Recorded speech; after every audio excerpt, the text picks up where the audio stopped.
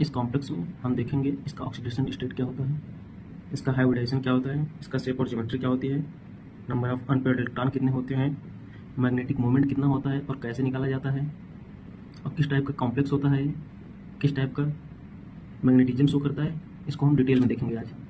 इसको हम स्टार्ट करते हैं। जैसे इस कॉम्प्लेक्स का ऑक्सीडेशन स्टेट निकालने के लिए पहले हम देखते हैं वेनेडियम को एक्स सपोज कर लेते हैं, H2O को 0, 6 H2O है तो उसको मल्टीप्लाई कर देंगे, इक्वल टू 3 कर देंगे +3, एक्स इक्वल टू +3 आ जाएगा। वेनेडियम का ऑक्सीडेशन स्टेट +3 हो गया है।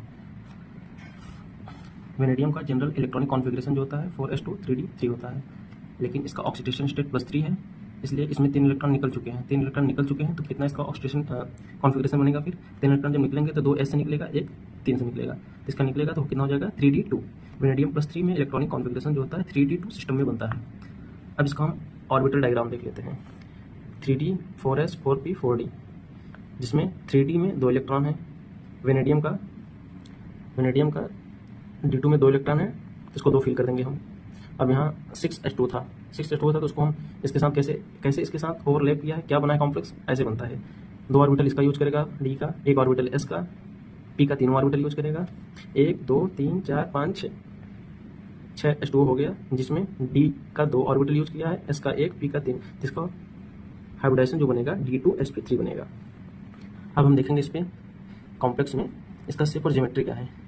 इसका जो शेप और ज्योमेट्री है वो ऑक्टाहेड्रल क्यों है, किस में 6 लिगेंड है, 6 लिगेंड है इसमें, इसलिए ऑक्टाहेड्रल है। इसका हाइब्रिडाइजेशन जो होता है D2sp3 जैसा हमने ऊपर देखा था। इसमें देखते हैं नंबर ऑफ अनपेयर्ड इलेक्ट्रॉन कितने होते हैं, 2 होते हैं। 2 होते हैं, कैसे होते हैं, क्योंकि +3 ऑक्सीडेशन स्टेट में वेनेडियम में 3 इलेक्ट्रॉन निकल चुके हैं, बचा है 2 इलेक्ट्रॉन। 2 इलेक्ट्रॉन को हम जब D में फिल करेंगे तो दोनों अनपेयर्ड रहेंगे, तो वही अनपेयर्ड इलेक्ट्रॉन है। अब इसका मैग्नेटिक मोमेंट हम निकालेंगे।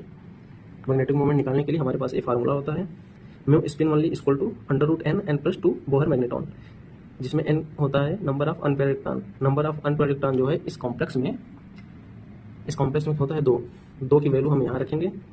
इससे जो कैलकुलेट करेंगे जो बोहर मैग्नेटिक मोमेंट आएगा वो 2.83 आएगा, तो इसका मैग्नेटिक मोमेंट बनेगा 2.83। अब इसका मैग्नेटिज्म क्या है, मैग्नेटिज्म है जो है पैरामैग्नेटिक कैसे होता है, जब कॉम्प्लेक्स में अनपेयर्ड इलेक्ट्रॉन प्रेजेंट हो तो उसको कहते हैं पैरामैग्नेटिक। अगर अनपेयर्ड इलेक्ट्रॉन एब्सेंट है तो उसको हम कहेंगे डायमैग्नेटिक।